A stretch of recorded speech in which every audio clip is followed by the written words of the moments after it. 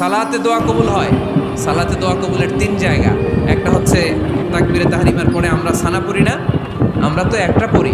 আল্লাহর হাবিব সুন্নাহ এবং নফল নামাজে আরও পড়তেন সানা, ওই দোয়া কবুল হয়। দুই নম্বর জায়গা সালাতে সেজদায় পড়ে দোয়া করলে কবুল হয়।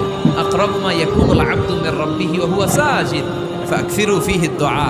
বান্দা যখন সেজদায় লুটিয়ে পড়ে, বান্দা আল্লাহর সবচেয়ে কাছে চলে যায়। কিন্তু বিশ্বনবী বলে, সেজদাটা তোমার রবের কুদরতি পায়ের উপরে পড়েছে। সেজদায় পড়ে দোয়া করে। সালাম ফিরানোর আগে বিশ্বনবী দোয়া করতেন, লা ইউসাল্লিমান্না আহাদুকুম হাত্তা ইয়াতাআওয়াযা মিন আরবা'a।